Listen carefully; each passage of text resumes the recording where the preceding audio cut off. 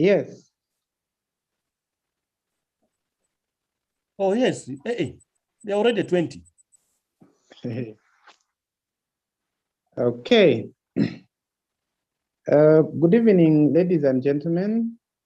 Welcome back to our series. We apologize for the delay. We had technical challenges, but now we are set to go.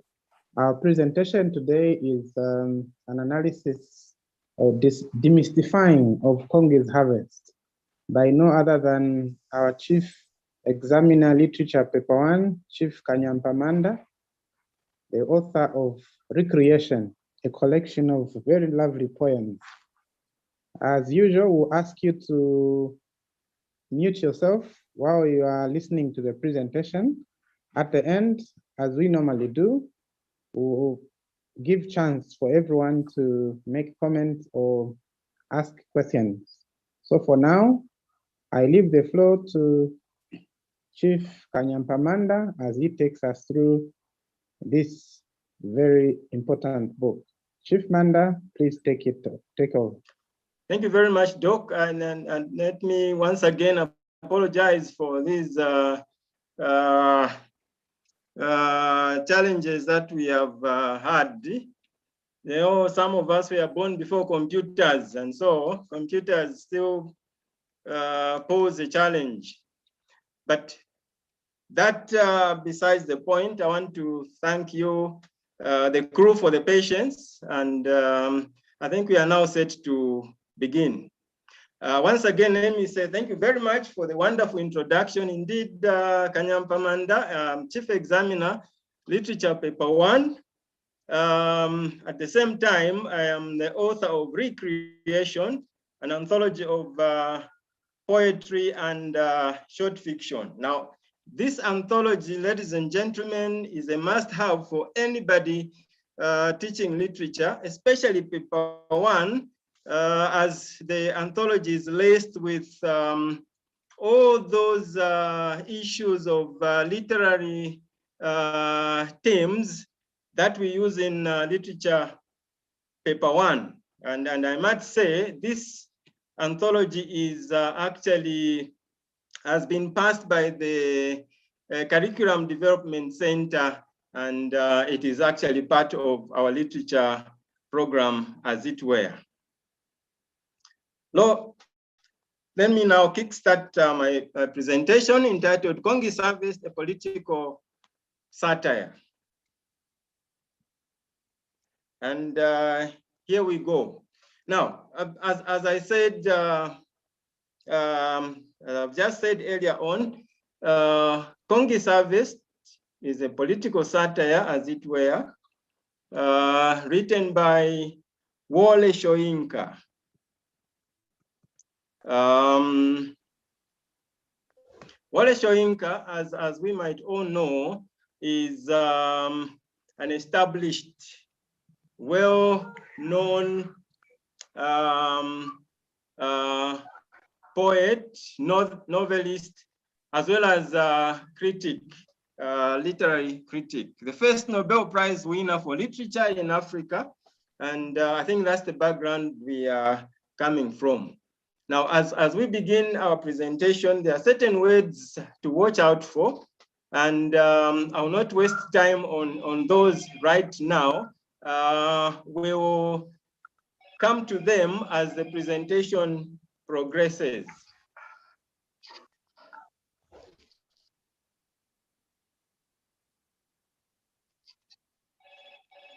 Let's lay the foundation. In laying the foundation, let me at the onset state that Kongis Harvest is, as much as it is a political play, it is a play that is embedded in the Yoruba culture. It is important to understand that because the language is poetic, as you know, most of our African languages are poetic in nature. And so our people speak in proverbs and the words of the wise. So we need to actually get to the bottom of the language, the Yoruba language, in which the play is actually founded. So it is important that we appreciate that fact. Now, let me move on. The play, as one of the themes of the play, is he who lives by the sword will die by the sword. I think that's a very common saying, and we all know what that saying. No, and it is not surprising that things have turned out the way they have in Kongis Harvest, looking at the theme that I've just stated, that living and dying by the sword. And this is made very clear in the hemlock as the play opens. So he that lives by the sword will surely die by the sword. Kongi's state machinery kills Sage's father, and Kongee receives the old man's head as his reward. Now we are saying he who lives by the sword will die by the sword.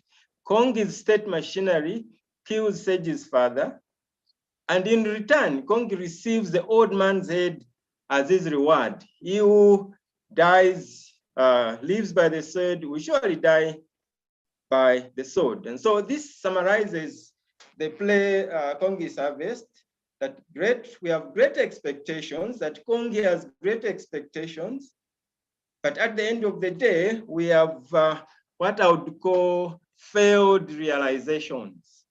What Kongee envisages to achieve comes to naught. And that's the theme: he that lives by the sword will die by the sword.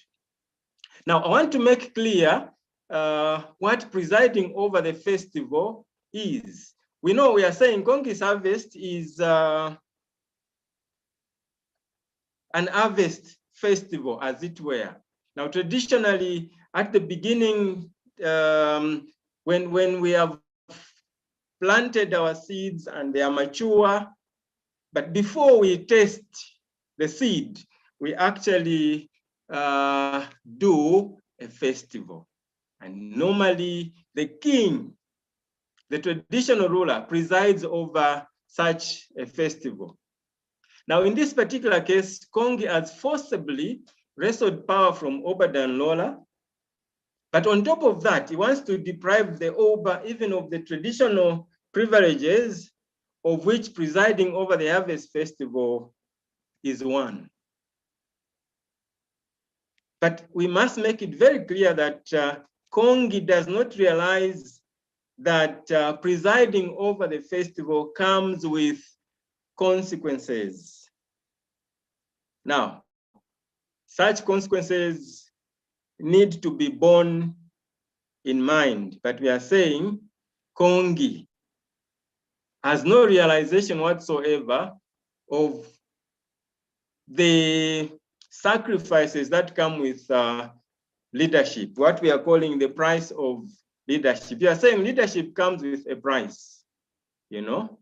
So being head of a nation presents or places responsibilities on the king, some of which includes taking risks on behalf of your people.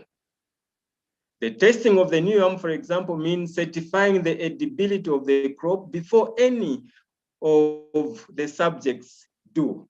So that perchance, should the crop be wrong, poisoned, for example, only the king will die. And such is the heavy responsibility that the king shoulders on behalf of his people. If we quickly came to our Zambian situation, and we go to the Eastern Province, and we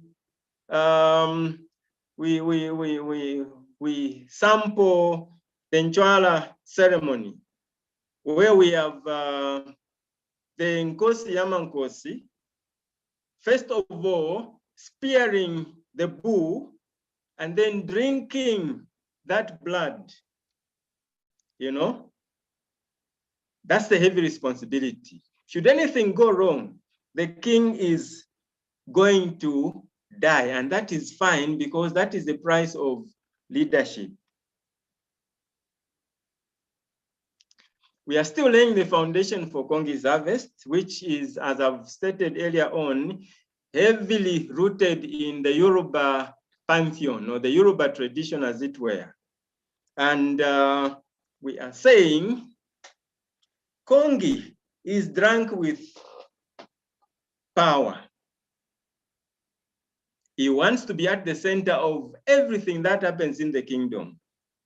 But as usual, drunken people always behave irrationally as long as the drink lasts in their substance. Kongi thinks leadership is only the power to shut up everybody because he can harm them if they disobey. So drunk, the following morning, they will experience a hangover, and Kongi suffers a hangover. And this will be made clear as we move on. So let's look at the structure of Kongis Harvest. This is very, very important because Soyinka is a master craftsperson. He knits and needs his story perfectly. So we need to understand that structure in order for us to understand the play, as it were. So this is the structure of Kongis Harvest. Hemlock partakes of partakes of the poisonous conifer. Kongi gets drunk. Okay, he partakes of the poisonous conifer and gets drunk. Thus, the pot that will eat fat, its bottom must be scorched. The foot that will long crack nuts, its footpad must be so.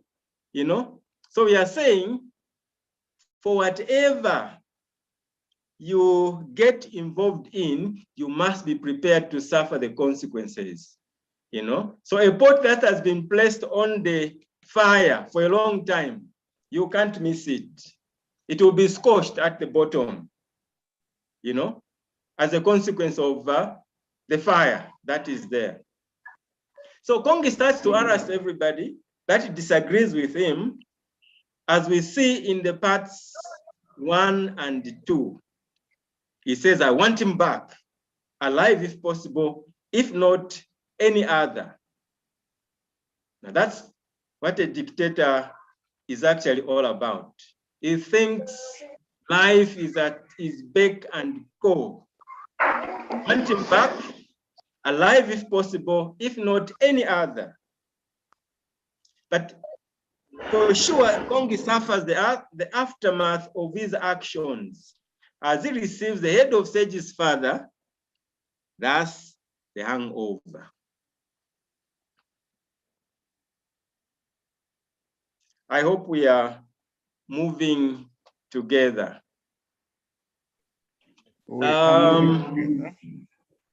Thank you. Thank you very much. Looking at Soyinka's technique, thematic technique, as it were. Number one, there's a lot of symbolism, there's a lot of flashback and ingenious plotting in Kongis Harvest. I'll repeat that. There's a lot of symbolism, the flashback technique, and ingenious plotting. Now, symbolism, the reasoning is very simple.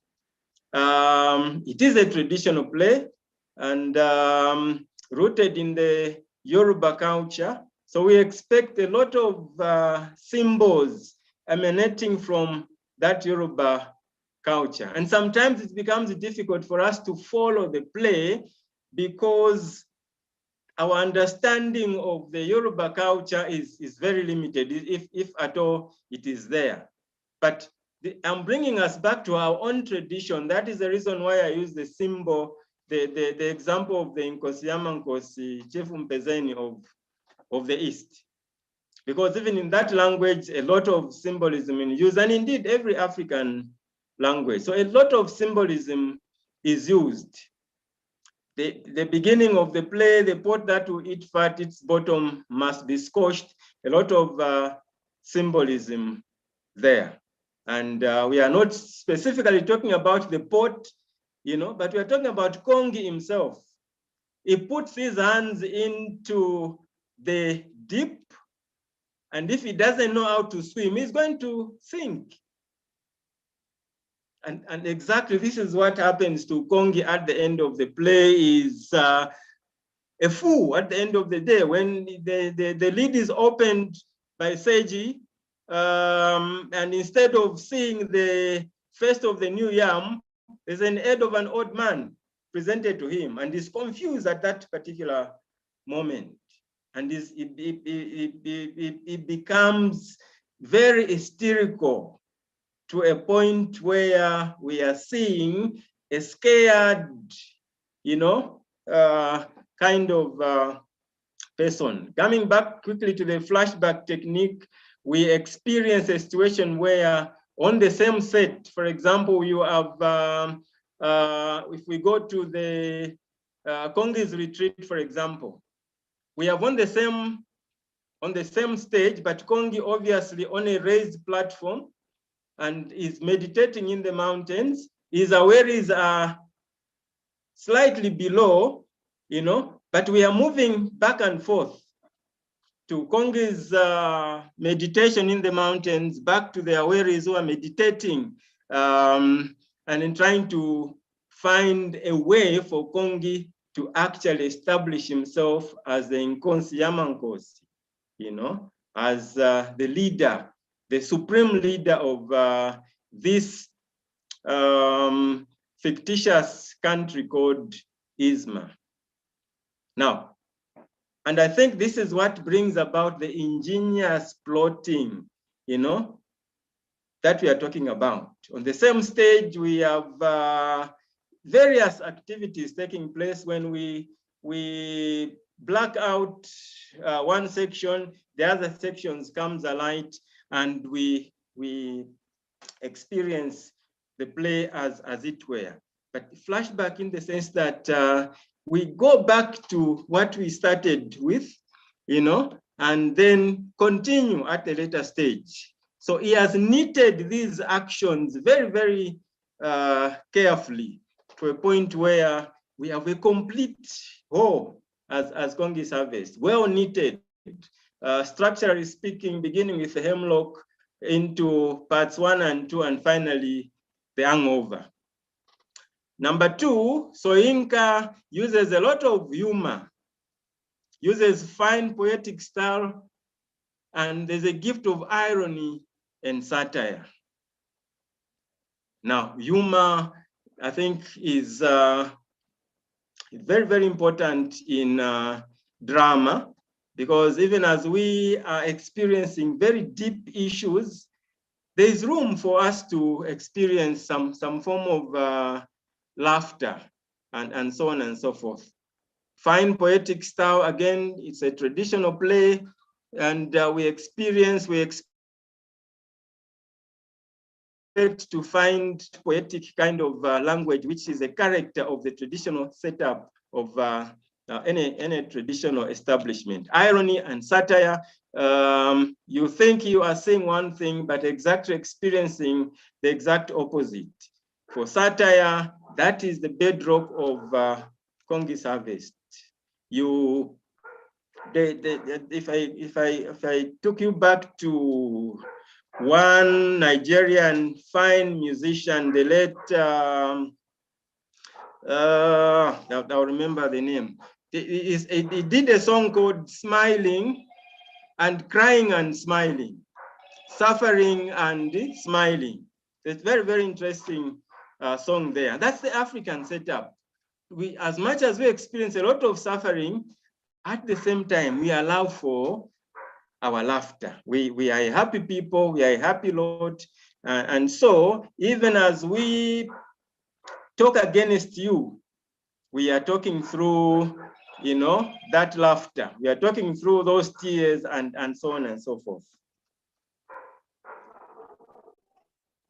So accurately matching the language of the complex characters, to their social positions and moral qualities. And I think that is very, very important. When Obadan Lola speaks, for example, you see a traditional leader speaking, the dignity that comes with the office. So the language is crafted such that it matches with the station of the person speaking. The same thing when we move on to Dende. When Dende speaks, when Dende makes fun, when whatever actions come with Dende, we can match that language with the character. You can go to Kongi himself, as we say, Kongi is, thrives in killing, if you like, okay? Because he has a lot of power to actually do whatever he wants to do. And so when Kongi speaks, we see that authority, but then when we scrutinize that authority, we can see that the underlying tone of Kongi's speech is actually empty speech, So Inca accurately matches the language of the complex characters and to their social and moral positions and moral qualities. These contribute to the drama, to the rich dramatic structure of the play.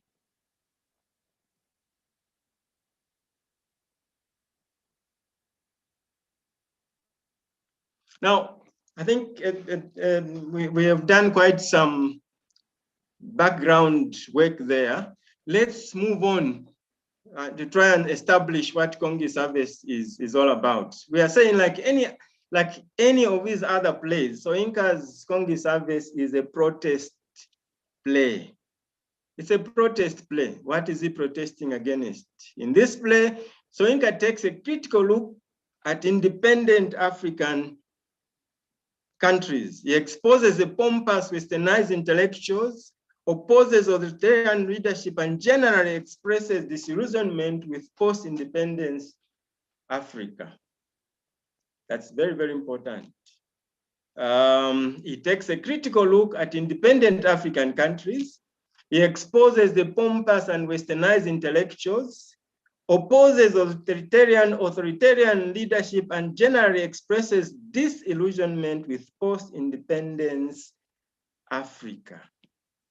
Okay, we are talking about westernized intellectuals. I personally, if you would want me to say that, I am opposed to Western democracy because Africa is not run that way, but we have taken up democracy, so to speak, and robbed ourselves of what we are and actually placed ourselves at the crossroads.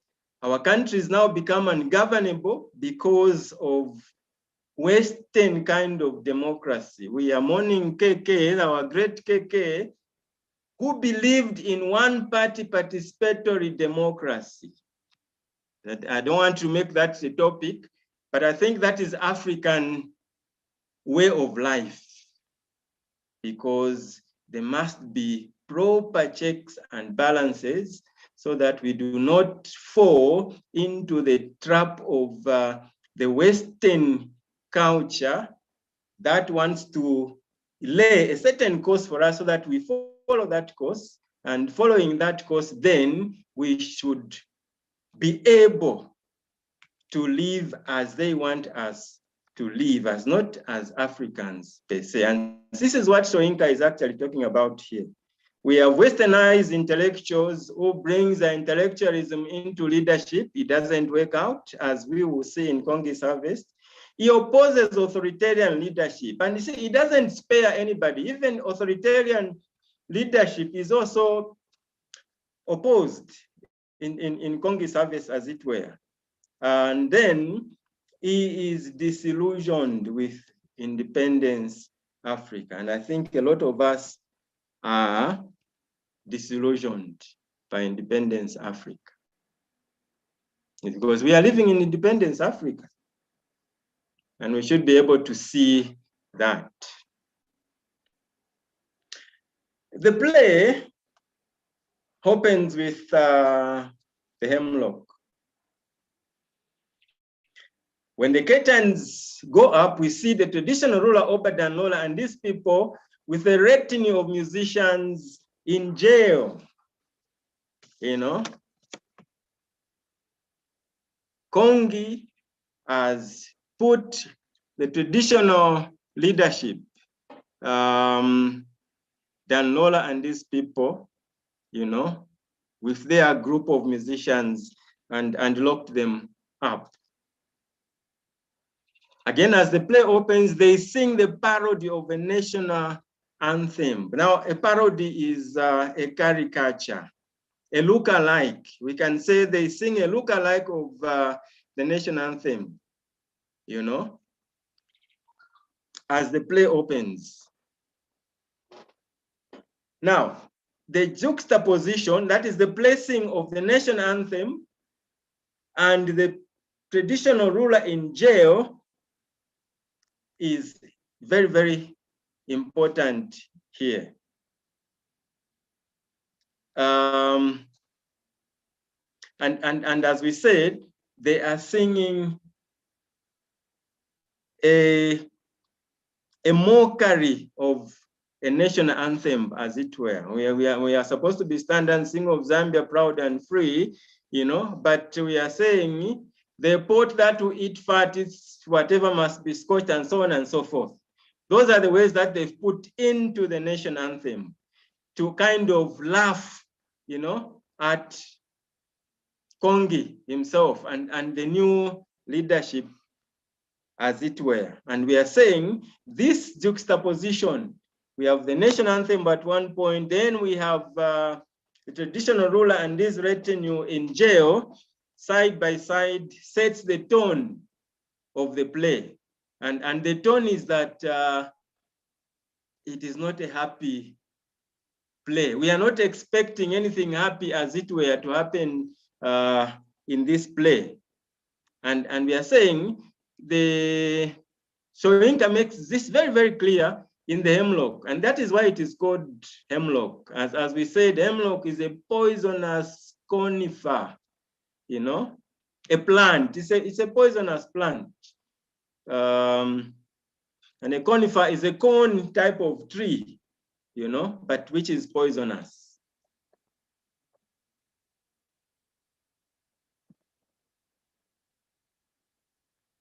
Thematic techniques, as it were.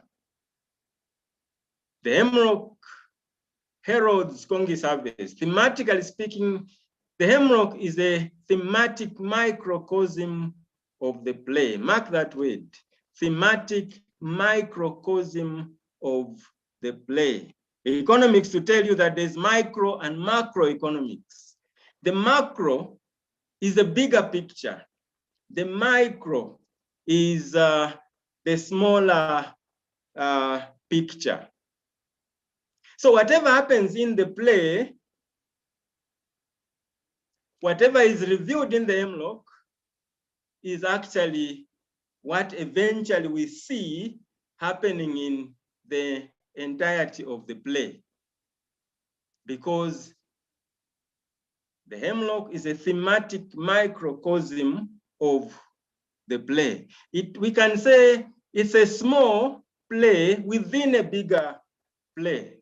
It's a play within a bigger play, but it's complete, as it were. That's what we are saying. It's a thematic microcosm. It's complete, as it were, because as the play progresses, what we are seeing is actually what is already revealed in the hemlock. That is exactly what we are saying. It's a play within a play. The satirical anthem sung by Danola and this train analyzes the theme of responsibility and points at Kongi's activities as the play unfolds. So everything is done in the hemlock. The pot that will eat fat, its bottom must be scorched. And the Yoruba proverb, as we said. So thematically speaking, this points at Kongi's failure to appreciate the fact that whatever action is taken, whether positive or negative, has consequences, and that one has to pay the price to achieve the goal.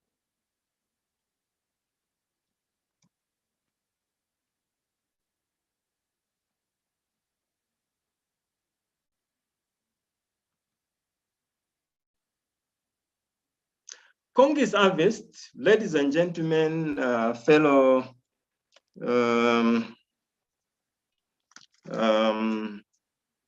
instructors, orbits around the character of Kongi, a modern dictator of an imaginary African country called Isma. Kongi has usurped power of the traditional ruler Obadanlola, whom he imprisons, having placed him under preventive detention. Now, to usurp is to forcibly get power. So that is what Kongi does. He forcibly gets power from Obadanlola and locks Obadanlola up because Obadanlola does not want to cooperate with him. Kongi tries to use the traditional harvest festival to establish legitimacy of his rule. You appreciate that as much as Kongi has political military power, he doesn't have the legitimacy, that comes with spirituality, and that is what is absent in as far as Kongi is concerned. He has the political power, he has the military might, he can do whatever he wants to do, including imprisoning the traditional ruler Obadanlola.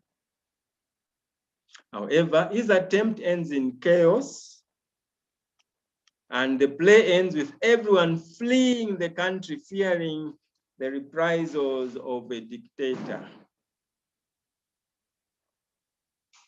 But as the play opens, though, the scene in front of us is not poisonous. That's interesting. Extremely interesting.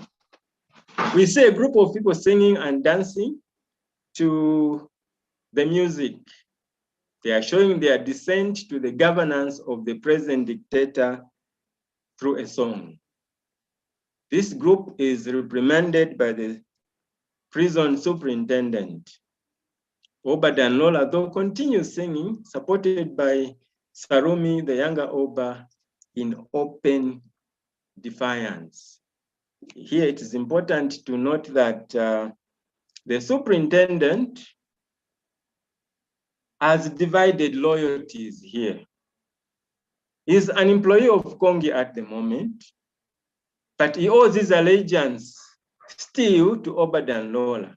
So he can't completely establish himself as a force to reckon with and discharge his duties as superintendent as it were. So the songs they are singing are a political satire, a satire on political situation in West Africa. Shoyinka being West African himself. The songs center on the ill effects of amassing wealth of the dictators. The pot that will eat fat, its bottom must be scorched. Exploitation of natural resources by the greedy few. The sweetest wine has flowed down the taper's shattered shins. For all we know, this satire could point at any country in Africa.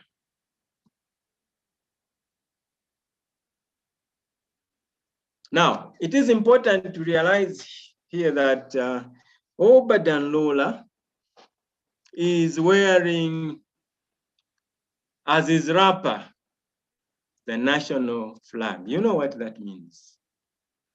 If for any reason you are caught using the national flag as your wrapper, you definitely are going to get into serious trouble.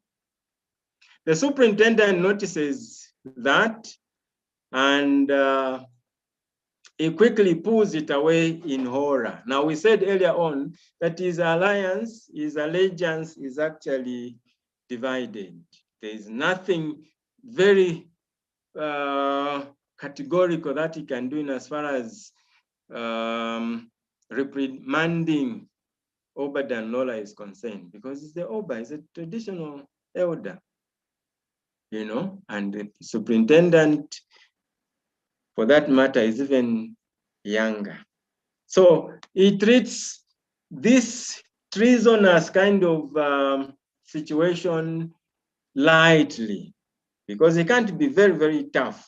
Remember, Oba Danlola threatens to prostrate himself before the superintendent, and you see how the superintendent very quickly says, please, Kabiesi, don't do that.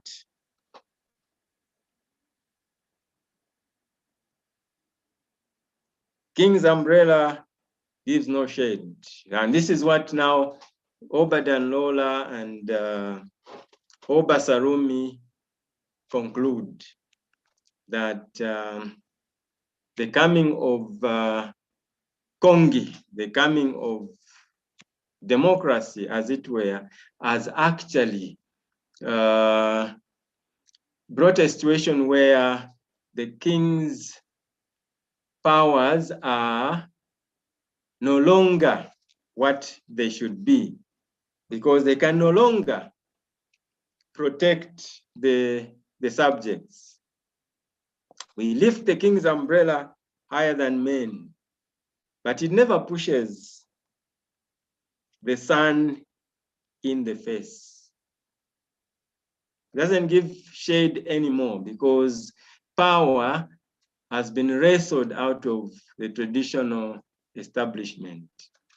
The question we ask at this moment is that, did the colonialists prepare the Africans for transition, you know, from colonialism to independence, as it were? And in most cases, the questions will be no, especially for the British. The British just left without properly preparing the people that took over power, to a point where in most instances they did not know what to do.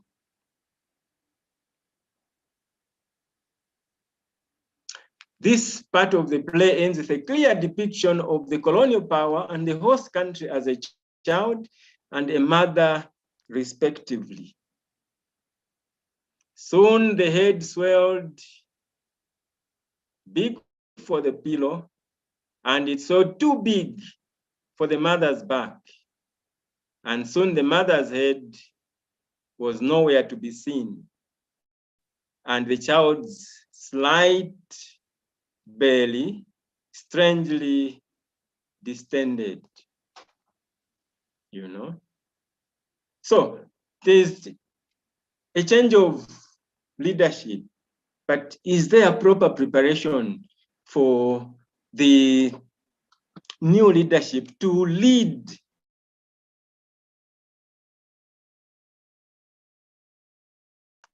the word no? In fact, that child should have been killed at birth to continue. Okay. As we move on, this part opens. We are in Kongi's retreat in the mountains, and Kongis is with Awaris. Kongi's advisors are fashionably called the Awari Fraternity. The dialogue of the first part starts with, we need an image, which is repeated several times. All of the reformed Awari except one accept the statement at its face value and try their best to come up with the answer. You know that the fifth Awari continuously says, I don't know why we need an image. I've not been given the reason why we need an image. They neither question nor debate the need for an image. They try to create an image of Kongee which makes him more acceptable to the people. You realize that one of Kongi's, and in fact, the reasons for Kongis Harvest is to gain acceptability from the people. He has political power, yes, but he doesn't have the spiritual powers that must complete his stake as a leader. And this is why he has placed his reformed Awaris to come up with an image that will be acceptable, that will make him acceptable as leader of the people. One interesting option is that of an idyllic image of a youthful leader. Children handling the patriarch's pipe at evening, crouching at his feet to sip the raindrops of wisdom. That's a quotation from the play. But in their pursuit for an image, we see that and this is again where satire comes in. They almost turn themselves into a laughing stock because they come up with such nonsensical issues as if the square of xqy to ab equals qa into the square root of x, then the progressive forces must prevail over the reactionary in the span of 0.32 of a single generation. Total nonsensical. It doesn't make any sense at all. So what kind of image are they coming up from their leader, Kongee?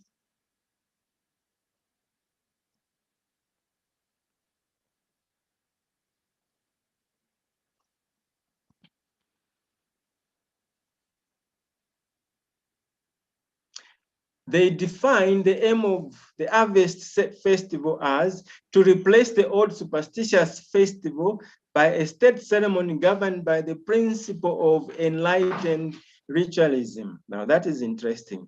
Enlightened ritualism. Rituals are, in this case, specifically traditional.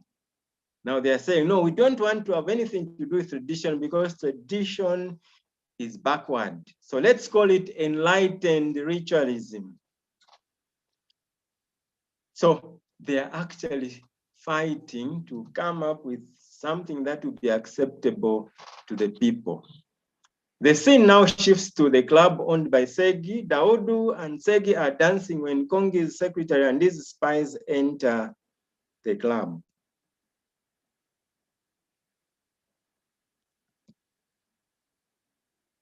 So Kongi's secretary befriends Daudu and tries to pry information out of him about his uncle, the imprisoned ruler. The secretary wants to tie up all loose ends so that the Harvest Festival he is organizing goes on smoothly.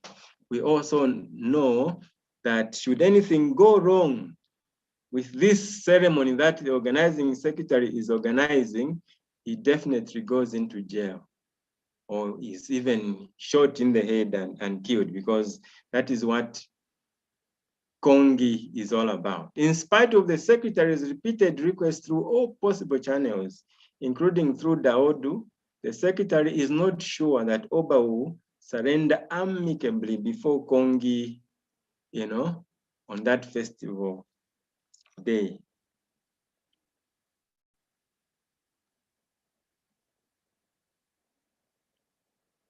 The scene moves to Kongee and his Awari, who along with him are fasting before the festival. The feverish discussion about the upcoming harvest continue. The secretary is bribed by Kongi's Awari into bringing them food. Here we need to realize that Kongee has, placed his Awaris in the mountains with him to come up with an amicable, solution that would be acceptable to all. But to give it a punch, he says that they must fast. We don't know if for sure Kongi is also fasting because he's upstage there, all alone, and this brings in memories of Napoleon, who never slept. Each time you woke up, you found Napoleon waking, But we all know that he used to put a make-believe kind of Napoleon. He would be fast asleep himself. But each time you you woke up in the middle of the night, you find Napoleon at his desk working. And this is what Kongi is all about. And the fifth Awari knows that very well. He says, no, when I was brought into this situation, I didn't know about fasting. It was not mentioned. And so for him, he wants food. And we know that the preparations, the disputations to come up with a new image for themselves and for Kongi cannot succeed because they are starving. Half the time they are complaining about hunger, So again, Shoinka brings in those laughing kind of situations that Kongi thinks the people are working very hard to come up with an image for him, but half the time they are just quarreling amongst themselves.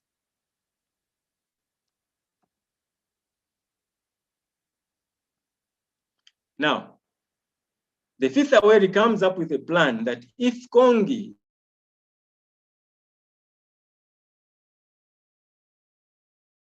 is persuaded to release, then Obadanola will present the new yam to him. And because Kongi is desperate, he wants the festival to continue, he agrees to the plan. Meanwhile, news comes that one of the imprisoned men has died by hanging himself, and another man who is Seji's father has escaped from prison. Kongi becomes infuriated, calls back the release of the prisoners.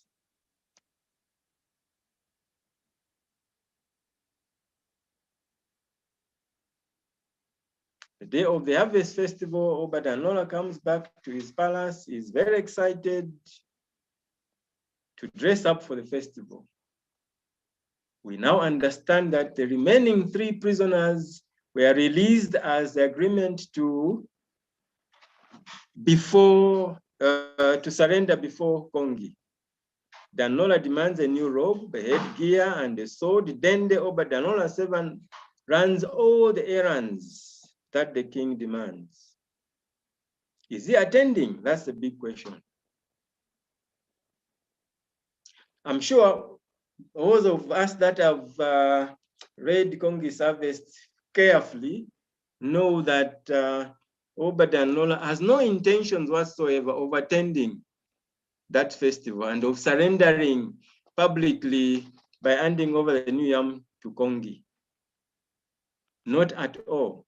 But Daudu, the heir to the throne, has other plans. And the plan is very clear.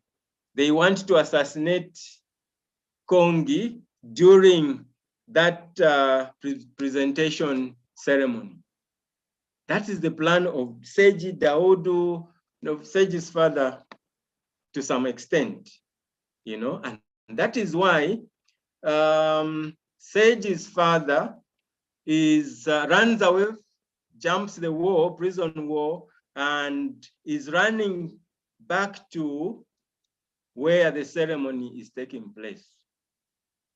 And the people are saying, but why did he come back? Because in the process of coming back, he is shot dead.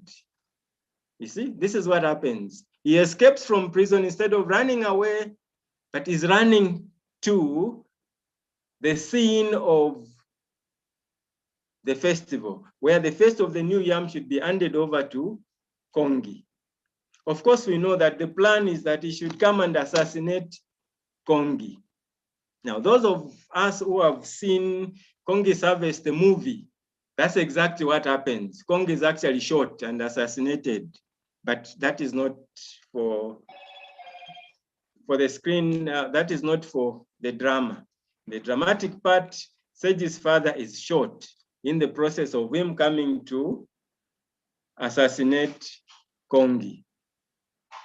And one would have thought after the father is killed, Sage would have said, that's it.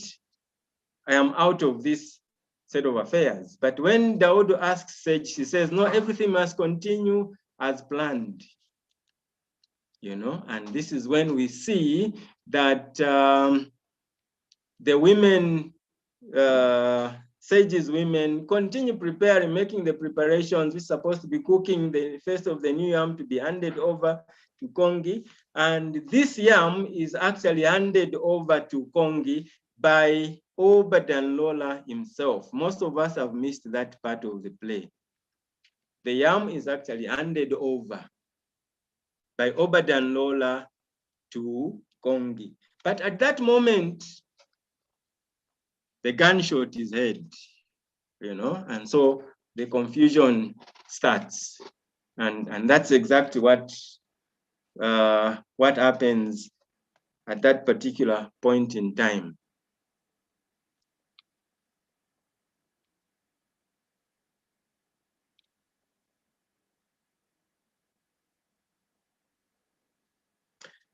All right, so let's move on.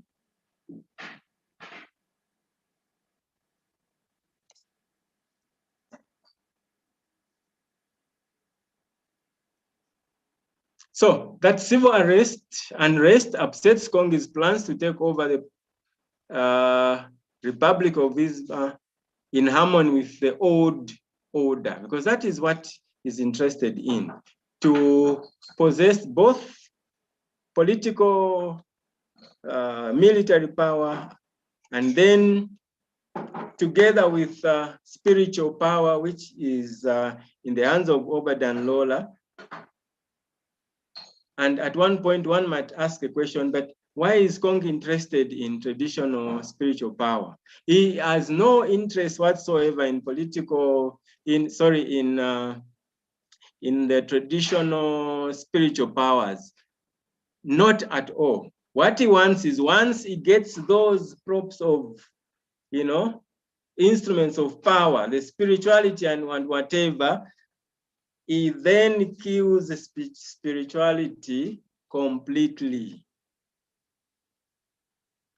so that it is now completely out of the picture. So the idea is not that he's interested in traditional power, not at all. All he's interested in is, once those props of power are given to him, if you like, he's going to throw them into the incinerator and burn them. And that completely kills traditional, you know, power. There should be no mention whatsoever of political power at that stage.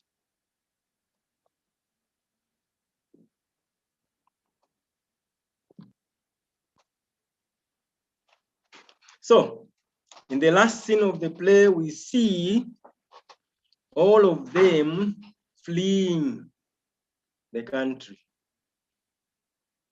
And I think this is where people have questioned Wole Soyinka.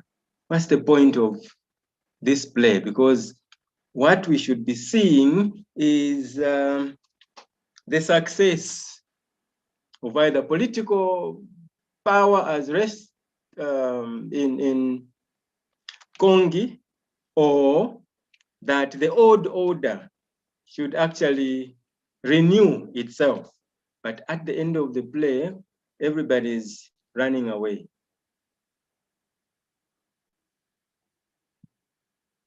So everybody's fleeing the country. So Inca offers no easy solutions to the problems created by colonialism and continuing in the new colonial state. He offers no solution at all. And I think that's one of the biggest issues we have in Kongis Harvest. It doesn't tell us. Earlier on, if you remember, I said that Wole Soyinka condemns not just the intellectual leadership, the intellectualism that has no direction, but neither does he encourage the traditional order where traditional just rules without any mandate of the people, as it were. All right. So that's Kongis Harvest, a comic tragedy. The play starts on a comic note with harmless exchange of dialogue between the imprisoned clan of elders, Obadan Lola and his Awaris. Kongi's search for an image, too, sounds illogical and comical, if you like. The idea of the reformed Awari Fraternity also makes the audience smile. Remember, Obadan Lola's Awaris were called the old Awaris. But Kongi comes up and says his Awaris are going to be called the reformed Awari Fraternity. Reformed because he wants to move away from what he calls the,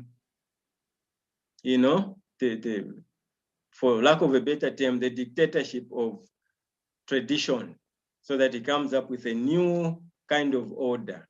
And that is why they are called the New Awari Fraternity.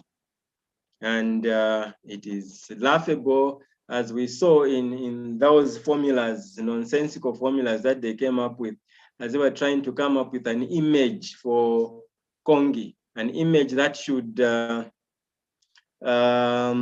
give us a new order that will be acceptable by everybody. But everybody is fleeing, and nobody seems to have won. So the comic tone is a disguise for more serious issues that follow. The suicide of an imprisoned Awari member pulls us out of the comic mood. The forced fasting of Kongi's reformed Awari Fraternity hints at the violence that Kongi is capable of. The killing, of course, of Sage's father is the ultimate act of violence and tragedy in the play.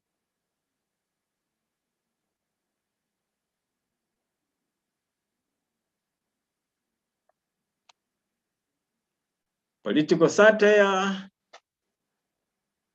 In traditional African culture, the king was always looked upon as a savior, the symbol of communal health, and its active defender and promoter. As a result, the slightest blemish of weakness in the king was regarded as disastrous to the land and its people.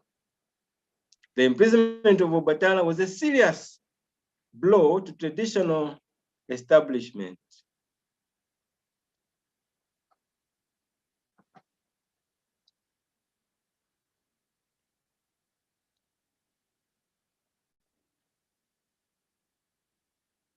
These traditional values turned Kongi's plans upside down. Using the symbols of the king, Kongi wanted to rule the Republic of Isma.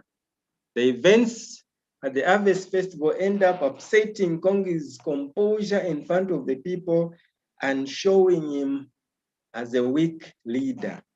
Now here we are talking about when the lid is opened and the head of Sage's father is there, and then there's that confusion that follows. And Kongi is hysterical, besides himself, and is exposed,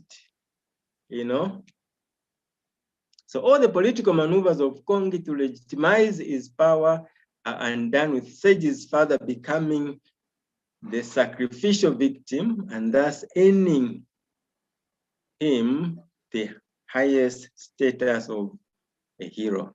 So the hero in Kongis Harvest is not Kongi, is not Obadan Lola, but sage's father, who we can actually call as the martyr, who dies, you know, in pursuit for the good of the common good.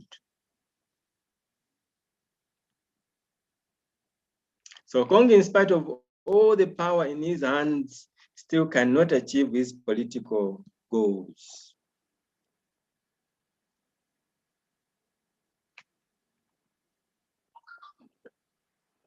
The use of myth, an integral part of Yoruba tribe, is used extensively by Wole Soyinka. According to the Yoruba beliefs, the fertility of the land and the prosperity of the people are deeply connected to the virility of the king, who is a divine incarnation. There is no life in Kongi's camp. I'm sure we have seen that, you know. But when we go to Sage's nightclub, we experience life, you know. People dance, people drink, and even when the secretary, organizing secretary comes to this place, he confesses and says, when I come to this place, I feel relaxed, you know. But once he moves back to the other camp, all we witness is people are starving, people are shouting at each other, and people are dying. The opening scene, Hemlock, when Oba teasingly tries to frustrate before the jail superintendent, the superintendent is horrified. The Yam Festival, against the backdrop of which the play is set, is also a myth they strongly believe in. Kongis, through the Harvest Festival, chooses to claim the title of the king.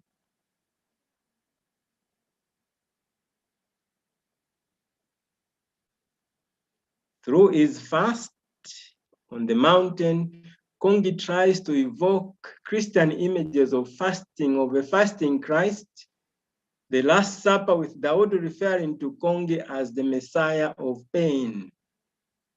The Messiah of pain.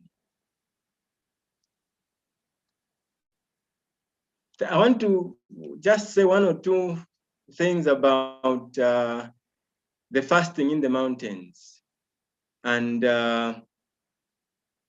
Kongi's desire to be seen at that level, you know, as somebody who is fasting for his people, you know. So he raises himself to the to the level of a god, you know. Then Kongee posing extravagantly to the photographer who is helping with the image reminds us of god-like postures. Just a bit about Sage there, who thrives in life, you know, because Sage's club is full of life, as much as Kongi's retreat is full of tears and quarrels. The being of Sage swells the night in portions round my head.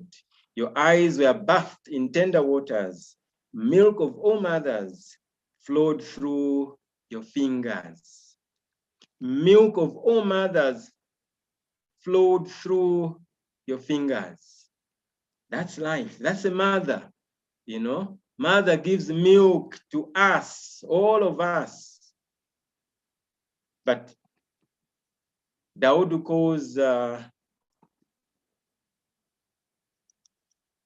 Kongee as the Messiah of pain. Finally, reference to Sage as have mythical overtones. That I think we have mentioned that. And I want to end my presentation here, ladies and gentlemen. I hope we have had a fruitful journey together through the pages of Soyinka's Kongis Harvest. Thank you very much.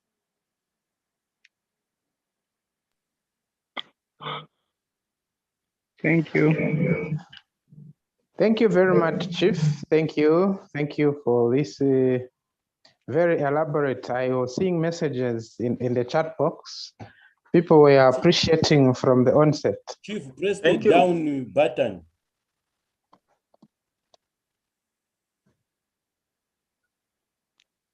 Chief, press the down button. Thank you, Chief Lazaro. Thanks. Okay. Now you have overpressed. Go back. All right, so we can leave that screen there. Okay. Okay, so at this time, we are going to invite questions, comments, contributions from the audience. If you have any such thing, question, comment, please, you can go to the raise your hand function and do likewise.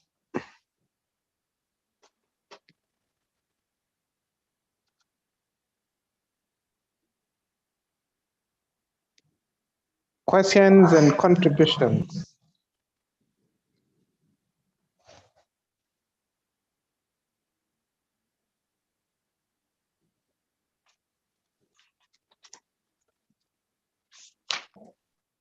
All right, Mr. Levi Malavoie, please unmute yourself and go ahead with your contribution or question.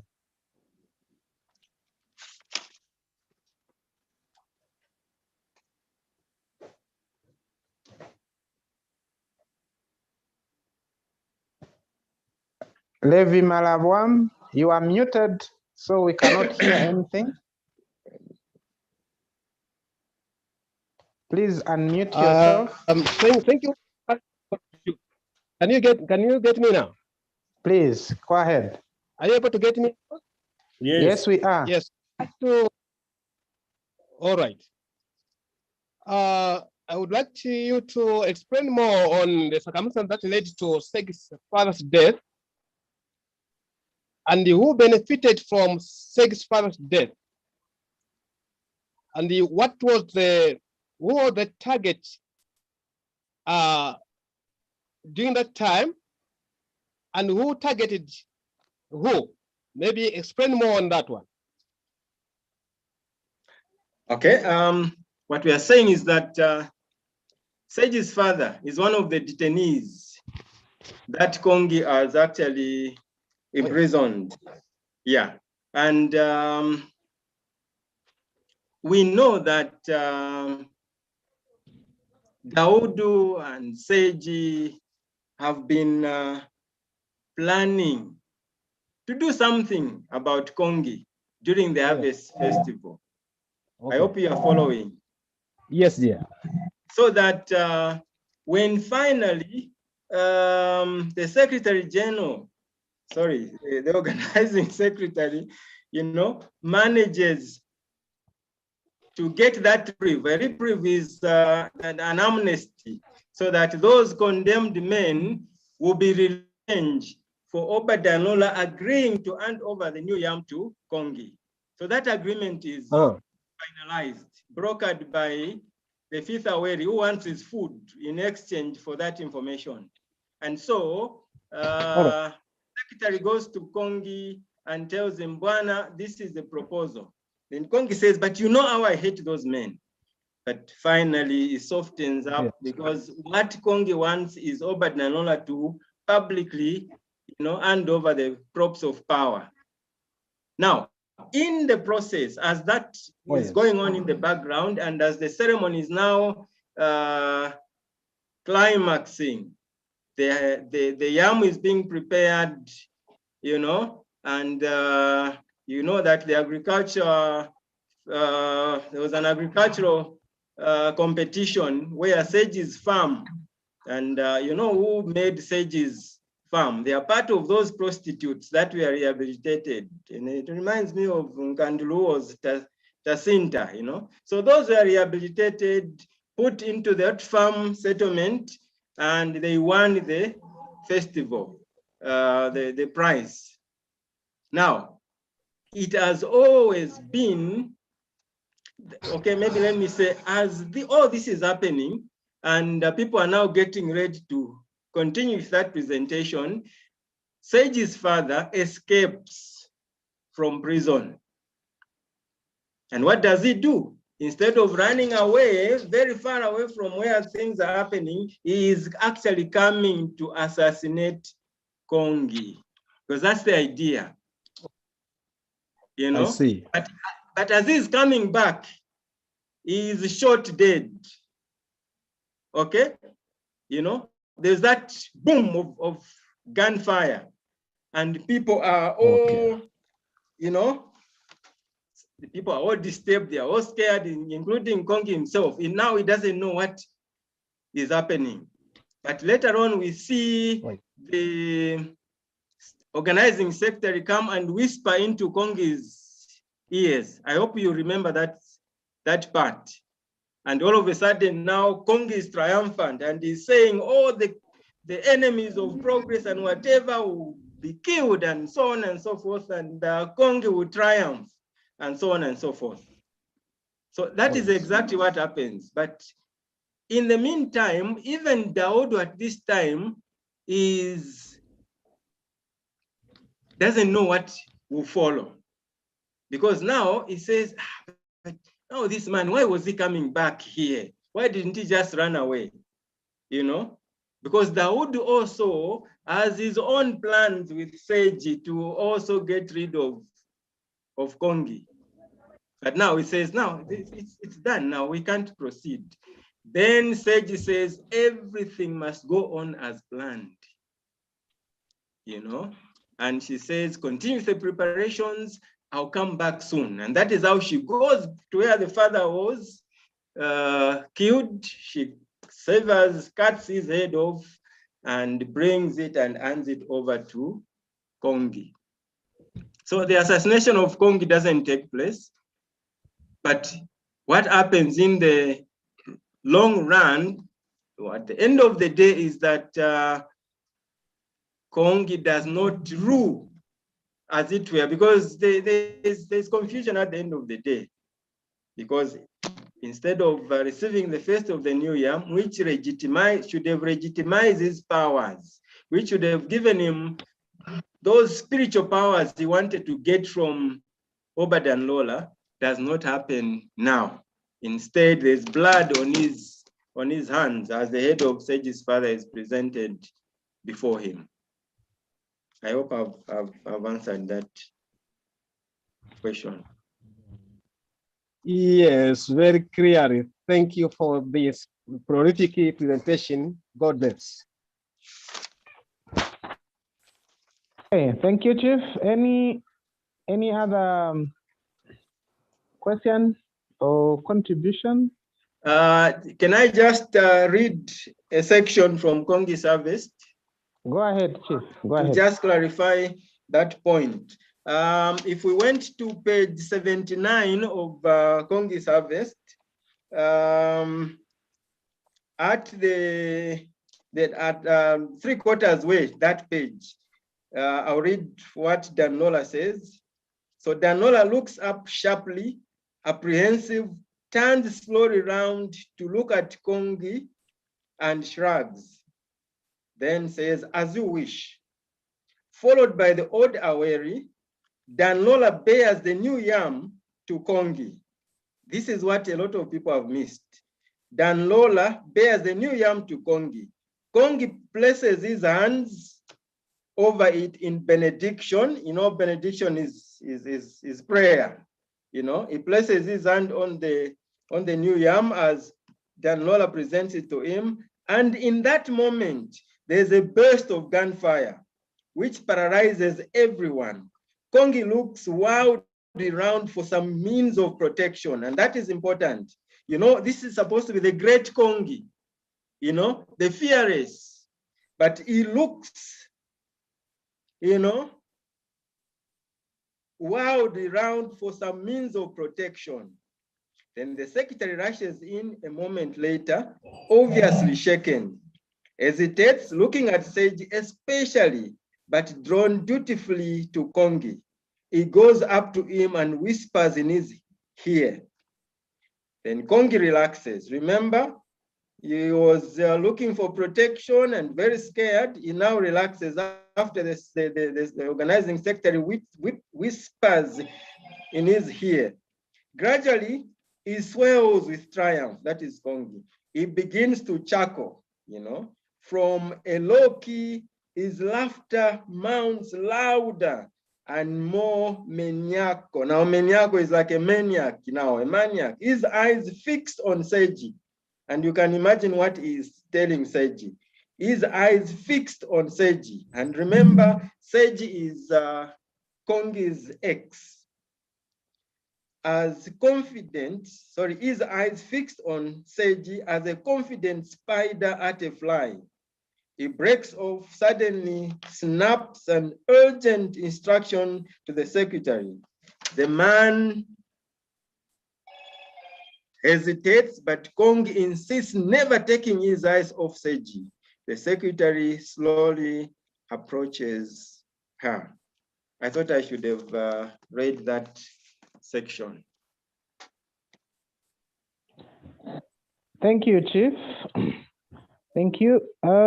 Any other question or contribution from the audience?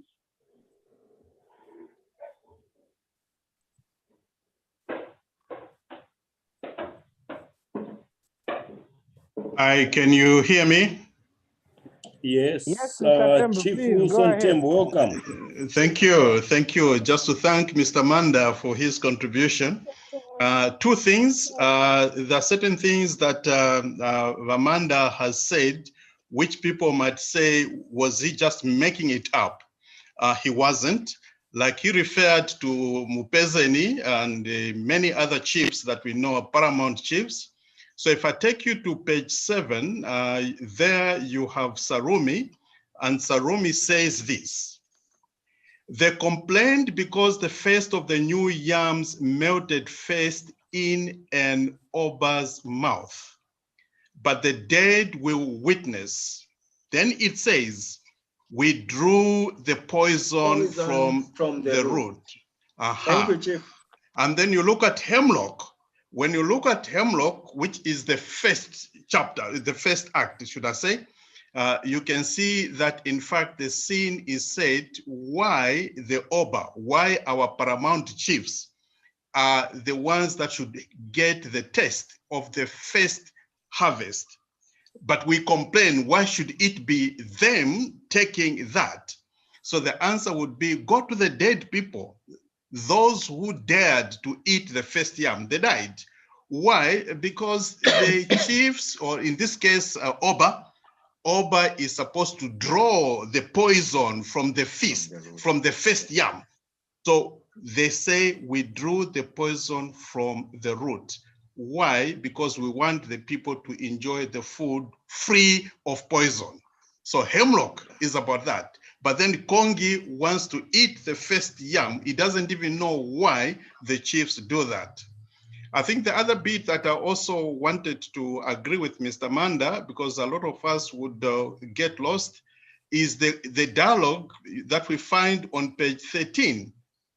And there you find the fourth Awari saying, we might consider a scientific, underline scientific, we might consider a scientific image.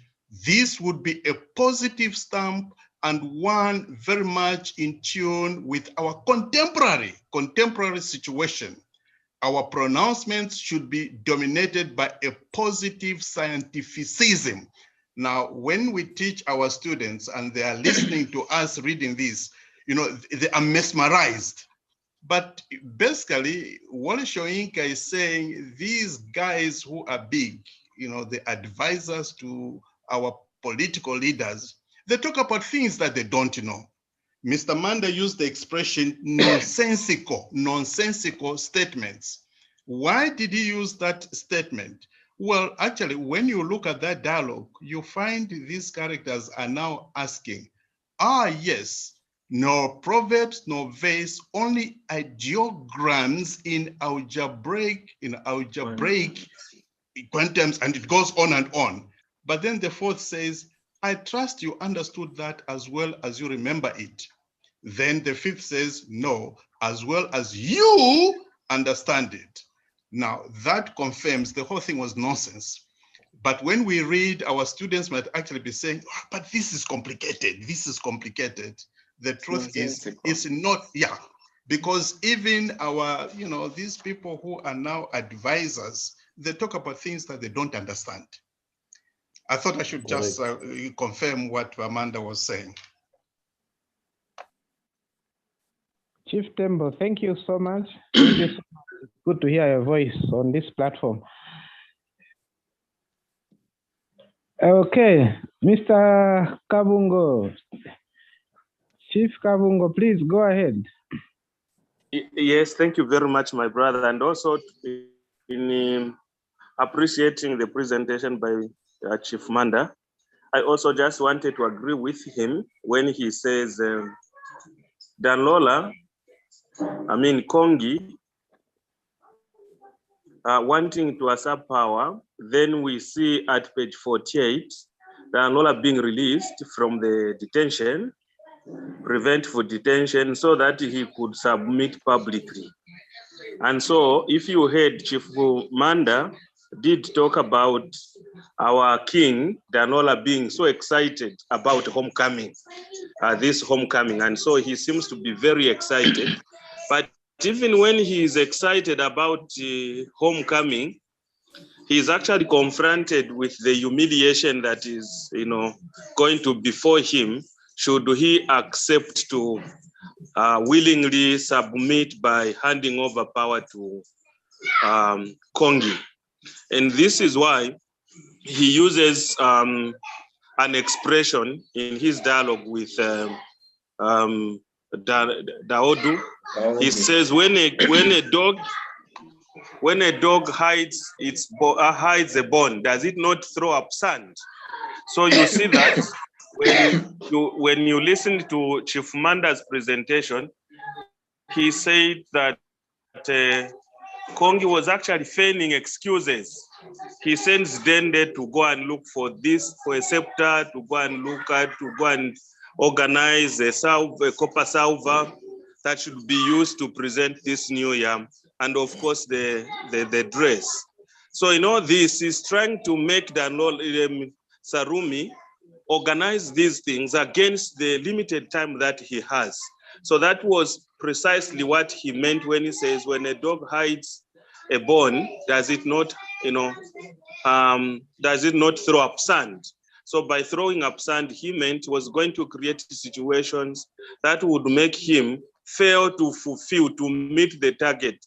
And you see that the organizing secretary keeps asking him whether or not he would manage in the limited time that he has against the backlog of these demands that he makes for him to present the new yam. So indeed, Chief Manda was on the spot when he mentions that in this play, Kongi wanted to usurp power, but that Danlola was also not willing. And these are the gymnastics that we see starting from page 48, which is the second part, right up to the last.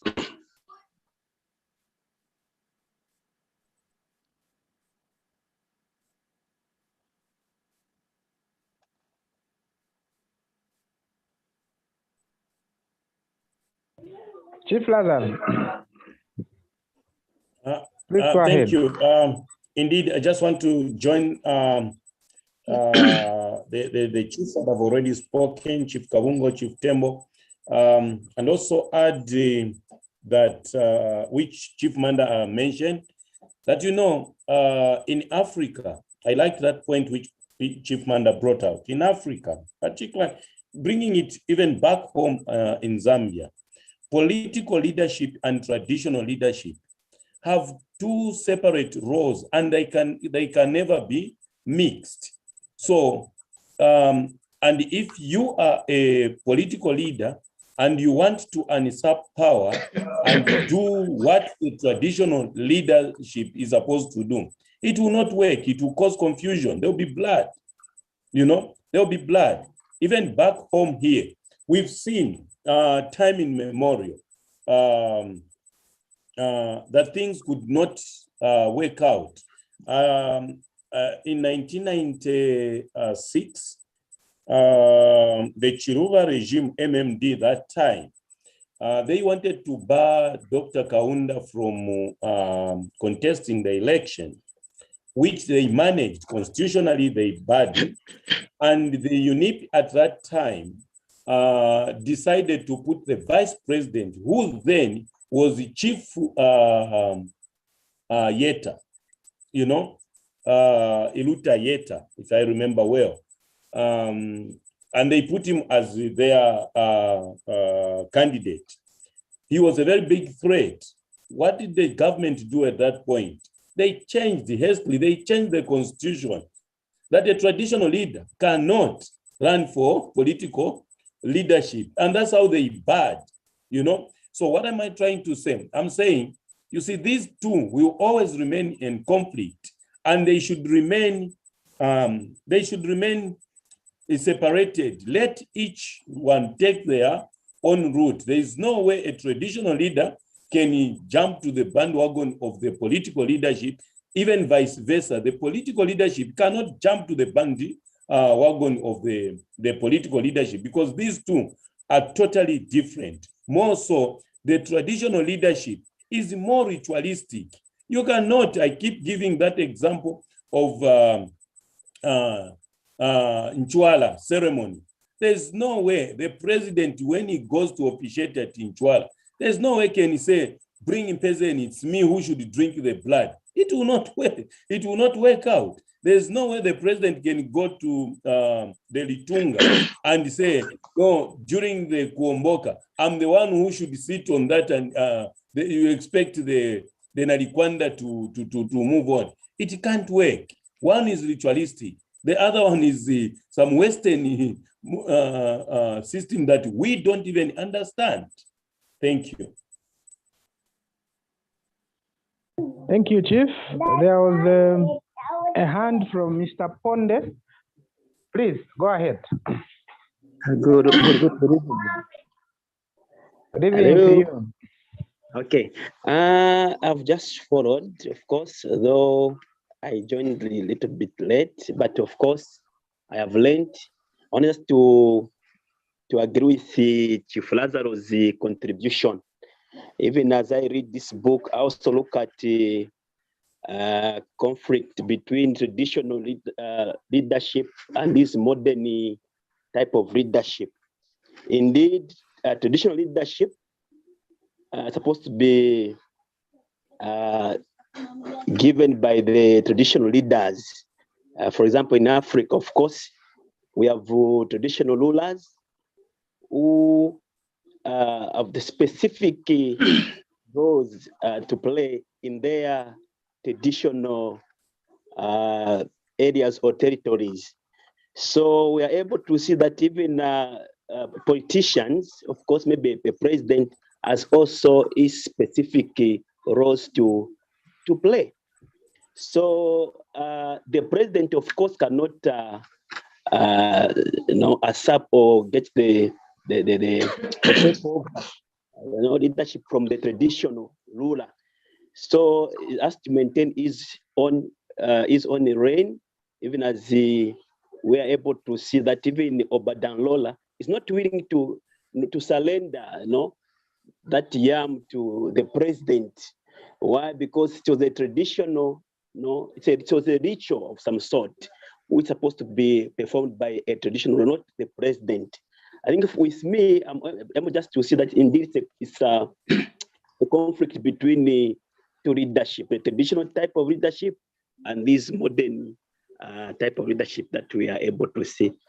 But my suggestion or my maybe if we can have also videos, like after teaching, then they watch, a complete video of this book can also help learners to understand fully. Thank you so much. Thank you.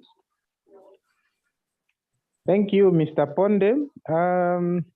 There's a a Zambian acted, I think by Yes Art. Those in Lusaka, I think the Yes Art did a Kongis Harvest play at Lusaka Playhouse. Yeah. Yeah, we can share numbers in the forum if people do not have that disc. At least it depicts something. Yeah. I have been trying to find the original movie. It was, I think, acted in the 1980s. I don't know if there's anyone who has the original movie, you can upload to Google Drive and people can access, but it's quite restricted online. It is. Okay, all right. Christine, the challenge please. I have with such the challenge I have with such movies are they are very boring. They can even put off our learners. Yeah. Just to add on to that, the movie Kongis Harvest is very different from the text, because as I said earlier on, in the movie, Kongi is actually shot, assassinated. In the screenplay, Kongi is assassinated. Yeah. But in Kongis Harvest, something else happens. So it may take our learners away from the, just as when I teach, for example, the No Longer Tease and what's the other novel? Things Fall Apart. Things Fall Apart. Things Fall Again, Apart. if you watch the screenplay, they are very different from the novels.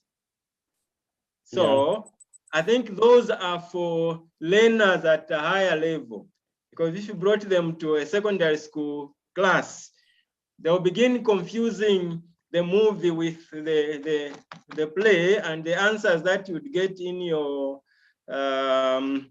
exams will be the screenplay and not Kongis Harvest as such. Kongis Harvest as a play is unique, and it should stay as a play and not a movie, as it were. For adults, it would be good to read the movie. As educators, yes, we can for full appreciation of the text, But I wouldn't encourage that we should have our learners see the movie as a screenplay, as it were. Thank you. What Mr. Manda said is extremely important, because when questions are set, they are not set on a movie, they are set on the play. And you find learners may fail, and yet they might believe they did a good job, but they fail because it's a context book. So let's be very, very particular about what Mr. Manda has just said. Right, thank you, Chiefs. There is a hand from Christine. You can go ahead.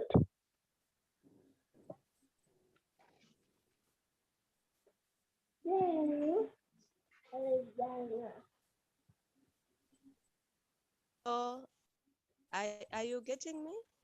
Yes. Okay, thank you very much. Thank you, Chief, for that elaborate explanation of the book. It's quite interesting. Actually, I like the ending because the picture in the end depicts the exact situation in our present African societies. Thank you so much. However, my comment is on Segi, who is considered here as a goddess. And this is the lady who has irresistible features. And on page 33, we are taught that she frolics, actually, Mami Wata frolics by the sea at night. Do not play with the daughter of the sea. That is quite interesting. I would want a comment, Chief, where people are being warned about this lady. Although, yes, she's manipulative, she's beautiful, she's attractive, but then they are warning people that she's quite dangerous. A comment on that one, Chief. Thank you. Indeed, Seiji is a figure of fertility. I hope you follow that. Like all mothers share that creation with God himself. They have the attributes of a creator. And at the same time, because of that attribute that they share with God, they are very dangerous people. Because you can imagine a mother would choose to abort, you know, and there will be no birth. That's the power that a mother shares with God. But coming back to Kongis Harvest, we realize that it is not, it's even Obadan Lola actually warns his nephew, Daudu, you know, not to venture into that area because Seji is dangerous, you know, just like I've always said this. These are dangerous creatures. What actually, the femininity is actually it's I think it's in French French drama, French theater, if you like. I just can't remember exactly what Femi something, yeah? Femi Fatah. I'm sure those who have passed through university will have come across that, you know, that because of that, those creative powers that they have, that they share with God, they are not a simple creature whatsoever. And that is why in West Africa, especially, there is mami water, the fish on top. Sorry, there is a beautiful woman head and everything, but at the bottom we see a tail of a fish, and those are actually seen by the sea shores. I think we in the countries that are inland, we don't experience such things, but people warn you against mami water or femi fatale, and that's in French literature, you know. Yeah, but that's exactly Kongi himself. You know how he's scared when he's when he looks at Seji, because he knows what Seji is capable of, having being his ex, you know. And even Daudu himself is besides himself when, even after her own father is shot dead, she says things must go on as planned. They are calculative, okay? Very, very calculative. But nothing happens by accident that these people touch. They will have made their calculations and so on, and way before time, you know. As we act on impulse, you know, but them, they are calculative, and this is exactly what Sage is all about. When she's transforming the women in Kongis Harvest, those that were prostitutes, being transformed into the Daudu's cooperative farm and whatever, there is a well-calculated move there. It is not, it is something that is eventually going to end in exactly the way things have ended in Kongis Harvest. Sage's idea is actually to kill Kongi. She doesn't physically kill him, but at the end of the day, I think Kongi is no more. He has nobody to lead because everybody has run away from him and is left alone on that podium. Everybody has scampered. He has nobody to rule.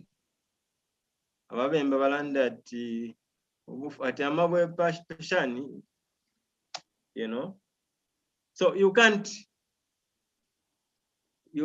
play with Femi Fatale. At the same time, as much as they are a symbol of fertility, they are also a symbol of death. I hope I've answered your question. Christine. Oh, sure. Thank you so much, Chief. It has been taken. Thank you. Thank you. Okay, Chief Lazaro, thank you. Thank you, Chief Manda.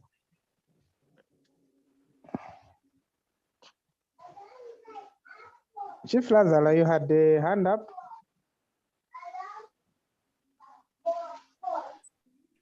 Yes, sorry, I forgot to unmute. I was saying, indeed, Chief Manda, and today, indeed, we are privileged. Chief Tembo is in the house. Chief Tembo, we are very grateful that today you managed to join us. To both Thank chiefs, you. as well as the Chief Kabungo, to the three chiefs, I've read somewhere where it says the image building of Kongi, which we see through the media, the cameras, the journalists, and that this is exactly what happens. They manage to build an image outside the countries, outside the countries. Is it true, some literature that I've pounced on, that Wole Soyinka wrote this play in reaction to Kwame Nkrumah's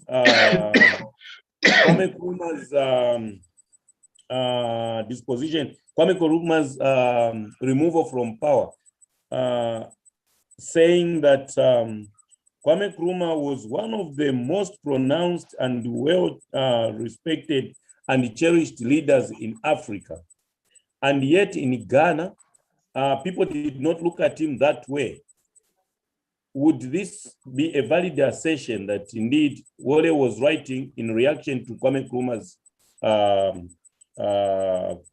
coup d'etat that saw him out of power and eventually executed, I think?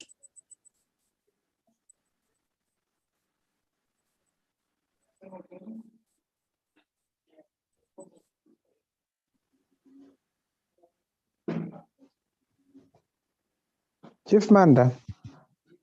Oh, I thought that your question was targeted at Chief Tembo and Chief Kabungo. I'm reacting. I'll react. Okay. No, I'm laughing because I've not read that background, so I wouldn't really confidently comment. But what I do know is that Wole Soyinka was responding to the political traditional situation or atmosphere of African states. Other people actually have alluded to Kamuzu Banda, especially the way he used to speak and the way he used to dress, and the way he was also looking down upon traditional leaders. Yeah, that's the bit that I know. I've not gone into that background. Thank you. Thank you, Chief Tembo. You see, Kongi's regime is a regime that is associated with death. I think that's what we need to appreciate. It's barren. It's a barren regime, and that is the association we have with Kamuzu Banda, as it were. There is also Mobutu Sese Seko also comes into the picture. You know, these are leaders that are actually bent on, as Chief Tembo says, discrediting traditional leadership and wanting to eliminate anybody that came in their way in terms of wanting to oppose their leadership. So we have Mobutu Sese Seko mentioned, we have Kamuzu Banda mentioned, and a few others that have been mentioned in that respect. It's those leaders that actually trade in death, as it were, clamping down on the people and not allowing any different view, as it were. And that's, we saw the strong hand of Mobutu Sese Seko in then Zaire. We saw how strong Kamuzu Banda was But for me, on the other hand, as much as these were very strong dictators, and maybe we can, and I don't want to use the term dictators as such, maybe, because you see, if you look at John Magufuli, for example, to use a recent example, is a kind of leader who opposed this modern democracy, as it were. And people looked at him as a bad man, you know. But if you look at what Magufuli was able to achieve in the short period he ruled Tanzania, regardless of the dissenting views, being pronounced as a dictator and so on and so forth. Maybe let me also take the example of the Chinese. The Chinese don't believe in the nonsense called democracy per se. China has lived on a one-party state all these years, and you've seen how China has advanced, you know. But countries that are aping the Western kind of democracy, Kongi is one of them, you have seen that they come to nothing. And that is why perhaps we can go back to Kenneth Kaunda and say is one-party participatory democracy was right on target when you look at it now, you know, because it meant unity in the nation. When you bring multipartyism in Africa, we are talking about a country that has, Nigeria has more than 300 tribes, and you want to bring one party, and you want to bring democracy in Nigeria, it will not work out, you know? And that is why Wole Soyinka is not decided, as it were, because at the end of the day, no one wins.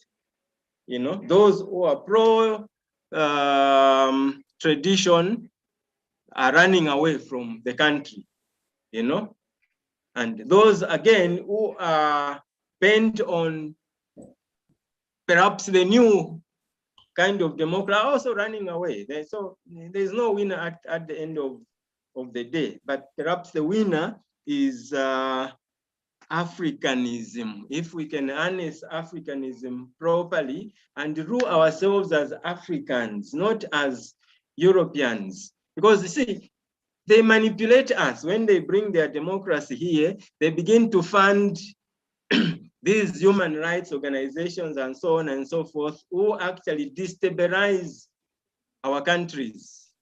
We are Africans, mind you, and Western democracy is not our cup of tea. I think that's what Wole Soyinka is trying to say in Kongis Harvest. But that link to Kwame Nkrumah, the link to Patrice Lumumba, who was another great African leader, you know, who nowadays very little is spoken about. Then we can also talk about Thomas Sankara. All those are the Magufulis of this world that we are talking about. And they are hated by the West. And the West will now try to bring in what is called modern ritualism. The two cannot mix. It's either it is ritualism and it belongs to Mpezeni, it belongs to Mwata Kazembe in the Mwata Kazembe kingdom, you know, or the Litunga, as if Lazaro said, we cannot mix the two. Africa is disturbed today because we have mixed the two. Yeah, so I think that's the connection that I would want to make. Thank you.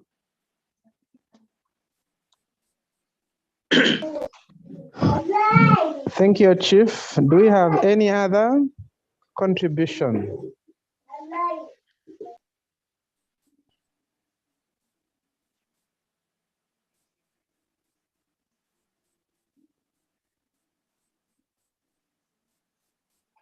Host Mutale Moses' hand is up. Mr. Mtale, please go ahead. No, oh, thank you, Chief. I think I didn't really raise my hand. All I did was clap. I'm just trying to appreciate the the information that I have gotten from everybody that has presented on on this one, Kongis Harvest. Thank you very much. I've learned a lot. Thank you.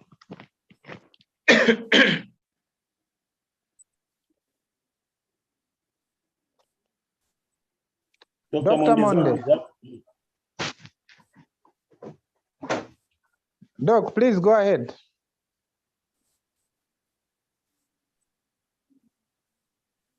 Dr. Monde. Oh, hello. Okay. Sorry, I had thank you so much, Chief, for the presentation. I have this submission.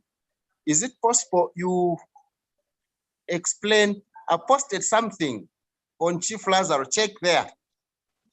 Even on you, the host. Have you seen my post? Yes, I've seen it. Yeah, you can tackle them the way they are. Read to him. Okay, it's quite a long piece. Just in brief, he can help us. Okay, so Chief, the questions are: explain the confrontation of superintendent and the Kaviesi. Yes. And then the second one is, Chief, have you gotten the first one? Yes. Confrontation between the second the one, superintendent and Kaviesi and yes, and Obadan Lola. Yes.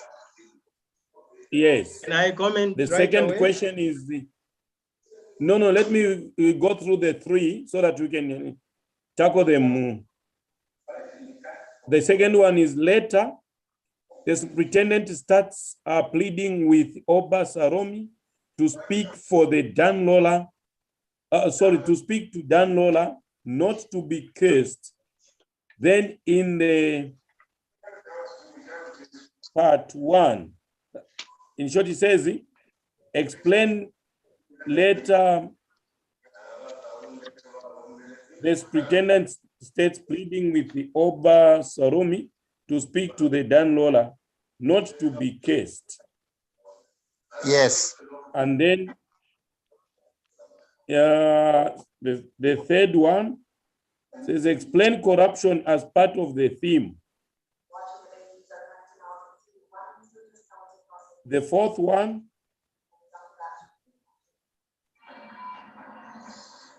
says, part two, Obadan Lola has used some proverbs which are supposed to be explained.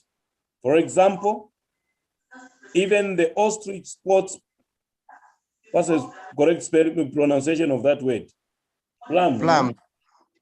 Plums, but I'm yet to see the wise bird leave the ground. When the dog hides the bone, doesn't throw up sand. I have promised nothing that I won't fulfill. If I know you, the frontier fence will lose its bulbs at the touch of your purse. The question is, kindly explain the above. Is that all? That's all, yes. Okay, the first one, Sarumi and, Obadan Lola and Obadan Lola and the superintendent. Obadan Lola and the superintendent. That's the first one, isn't it? Yes. Yes, and in that instance, I mentioned that the superintendent is in charge of the prison where Obadan Lola has been detained. And so the play opens, they are singing that parody of a nation anthem. They are throwing scorn at the nation anthem. And then the superintendent realizes that what Obadanola was wearing as his wrapper, he was actually wearing the national flag as his wrapper. And Obadanola says, if you deprive me of my traditional dress, what do you expect me to wear? You know? And then, of course, the superintendent wrestles the flag from Obadanola's bottom. It's like exposing him naked, literally speaking. And then Obadanola is actually not very happy with that. But eventually what happens is that in their dialogue, the Obadanola and the superintendent, then Obadanola says, okay, fine, you are now the superior. Let me, he said, prostrate myself before you. In fact, the first question and the second one are linked because it's the same situation where now eventually Obadanola pretends to lie down before the superintendent. The superintendent, who is actually a menial, a very, very junior as far as the traditional setup is concerned. And as I said earlier on when I was making my presentation, there's split loyalty here. The superintendent is now employed by Kongi. But that does not mean that then he cuts his links with tradition. He knows Obadanola is still superior and can curse him. And the case from a chief, an Oba like that, was feared in tradition. It's like a mother cursing a son or a daughter. It is something that is feared. And so when I think he tried 3 times to prostrate himself before the superintendent. Of course, he was not going to do it. He was actually trying to threaten the young man. And then the young man goes to plead with Sarumi, who is a junior Oba, to speak on his behalf so that Obadanola does not curse him. In fact, what he's actually saying is that, see, I'm just performing my job. If I don't do this job, I'm going to lose my job or I'm going to be imprisoned or whatever. That is literally speaking what the superintendent is saying. Please speak to Obadanola on my behalf. I didn't mean to insult him, but I was just performing my function. I hope that answers the question. Very clear. Then we come to the issue of, thank you very much, Doc. Then we come to the issue of corruption as part of the theme of Kongis Harvest. Corruption is seen, I think, the 5th Awari. I think actually the 5th Awari is my favorite character in Kongis Harvest. The 5th Awari actually brings up the issue of corruption because he says he challenges the organizing secretary if he has not been accepting bribes in his call of duty. And he says, you see, we have all these problems with Obadanola because the organizing secretary has been accepting bribes so that he can favor Obadanola in detention. And this is the more reason why we see that Obadanola has the privilege of his wives visiting him in the prison. That should not happen. But the 5th Awari actually challenges the organizing secretary to deny that he has not been accepting bribes. Actually, it is established that he has actually been accepting bribes. So that is why the 5th Awari tells the organizing secretary, come clean. Don't behave the angel with me. I know what you've been doing.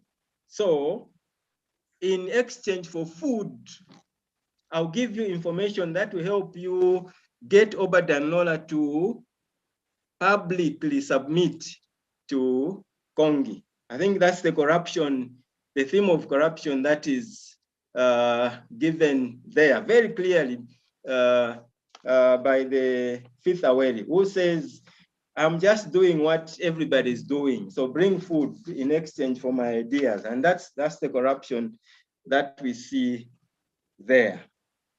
I hope that clears that point. Doc? Very clear.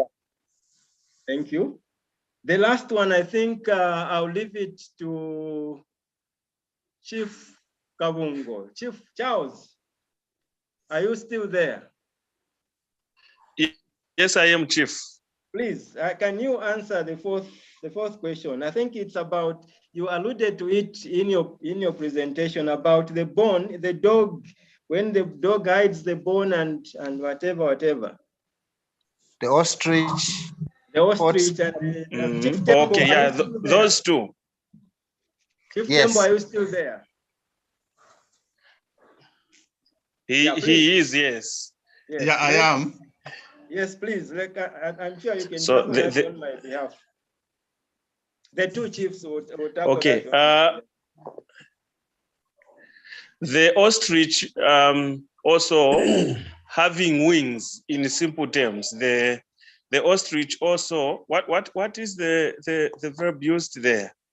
Of course, there's plums, but I'm yet to see this wise bird leave the ground. Yes, I'm yet to see that wise bird leave the ground. And of course, then there was also the mention of the dog hiding a bone by throwing up sand.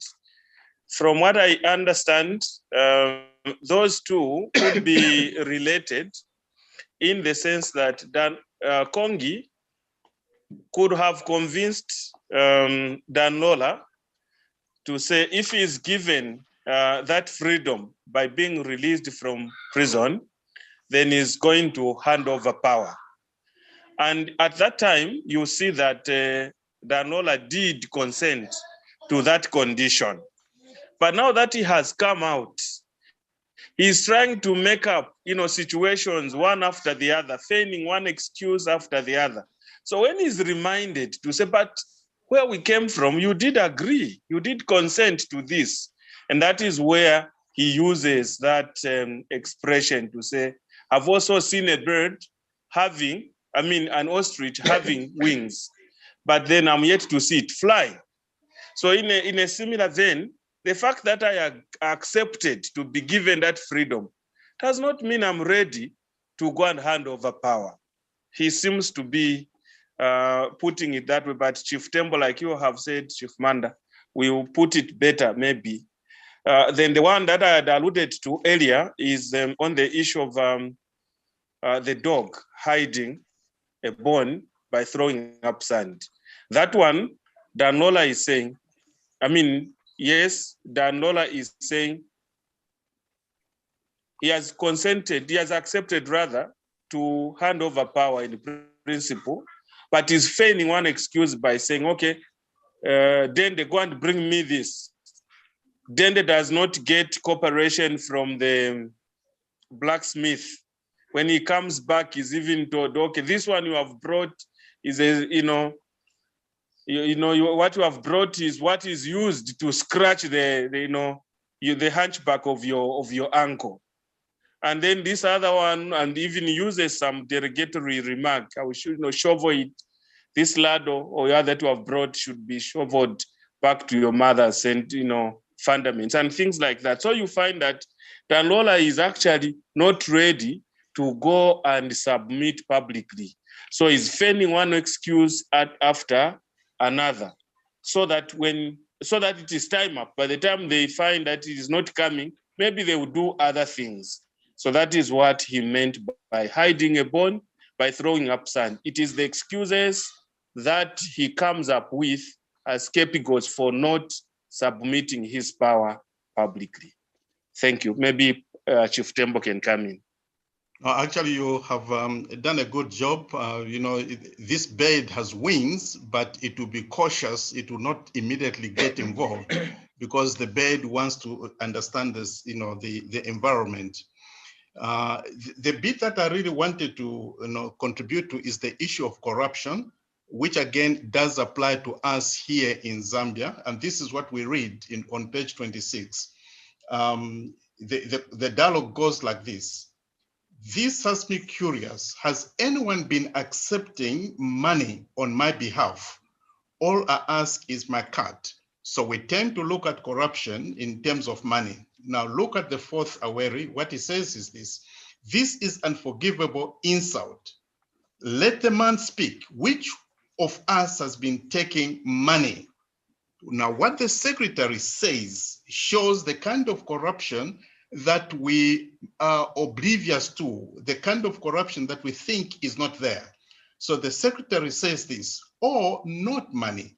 I know the sight of cash if printed over with insult for upright men like you and intellectual minds. Oh no, not cash, but position.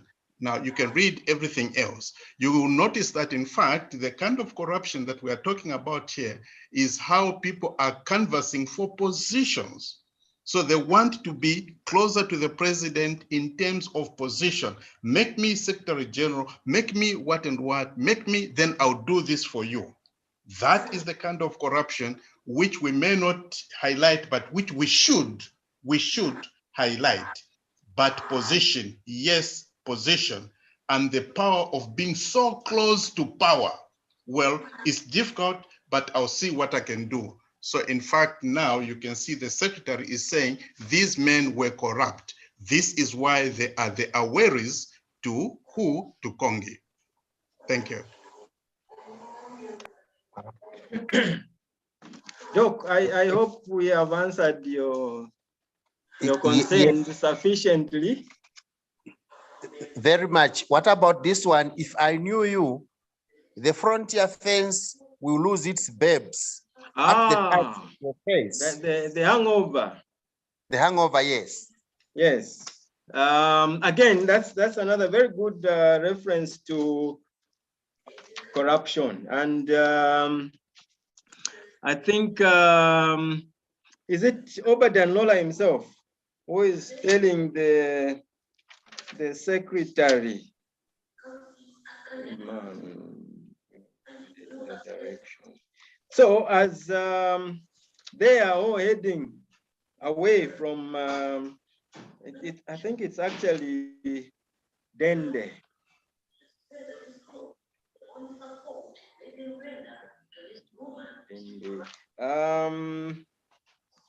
The secretary says that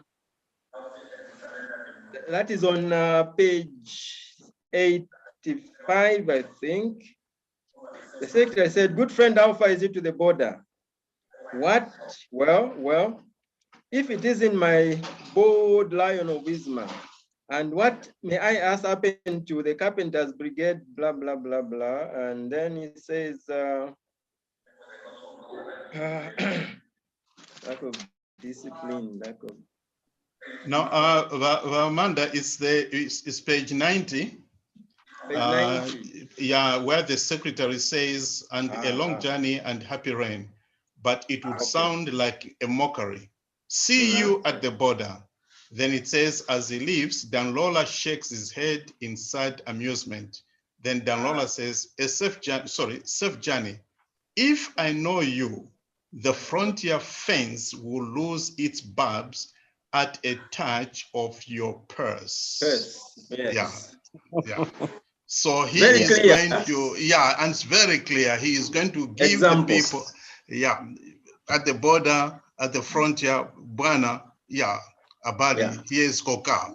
Here is money for your Coca-Cola or Yamanzi, mtipasa kwa Yamanzi. Mtipasa kwa Yamanzi.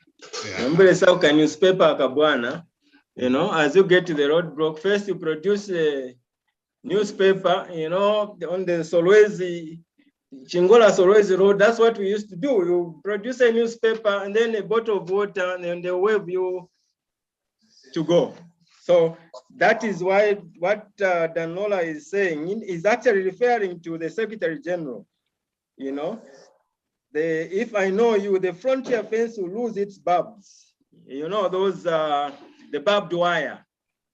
Yes. It will simply lose the bulbs, and the secretary, organizing secretary, will very easily find his way. He will corrupt his way, bribe his way through. Thank you, Chief Tembo, and thank you, Doc, for bringing that out. So I'm grateful, Chief. of corruption. All right, thank you. Do we have any other touching questions or contributions from the audience? No, I think we are done. Yeah, Chiefs, today they have done a wonderful job.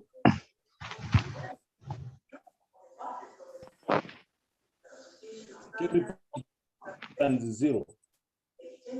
Yeah, what I just wanted to mention is that the type of leaders that Soyinka is talking about, barren, as in even being barren themselves, is Kamuzu Banda himself, Mobutu Sese Seko, okay, they are as barren as the Kamuzu regime. That's what they used to say, you know, and people like that who have no children of their own are very, very hard. And this is exactly what Kongi is in Kongis Harvest. He has no remorse whatsoever because he's barren. And that is why we are pitting Sage as the symbol of fertility, and then Kongi as the symbol of infertility, you know?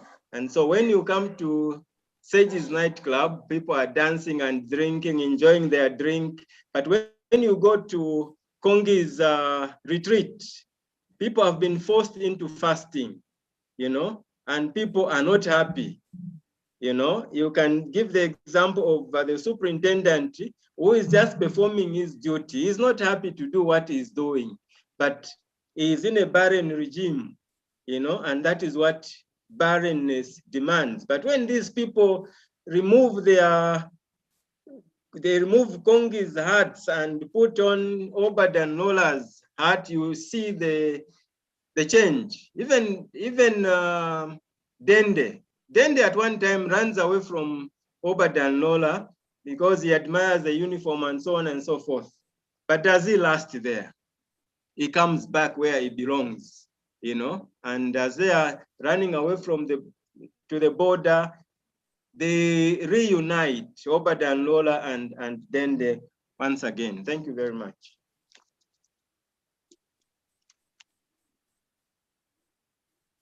Thank you, Chief.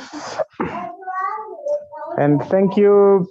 Today we were blessed. The Chief Manda, our main presenter, we had Chief Tembo and Chief Kabungo. Gentlemen, thank you so much for enriching this already rich presentation.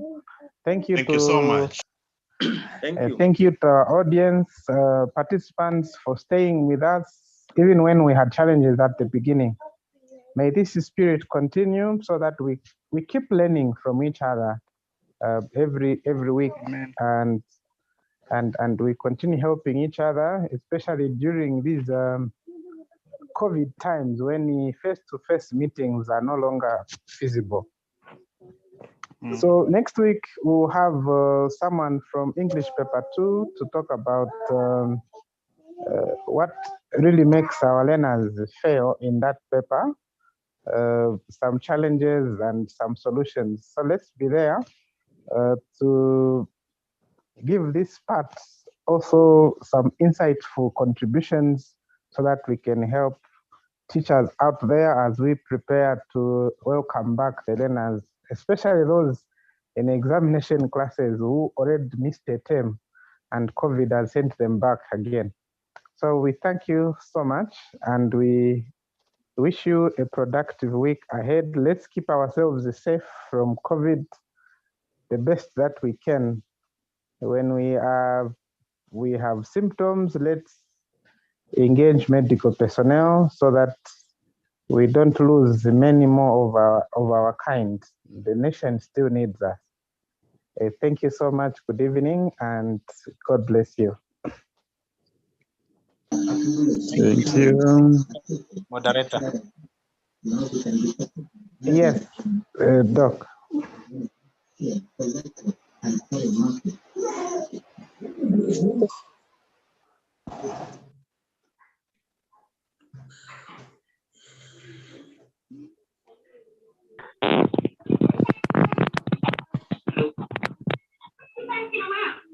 Chief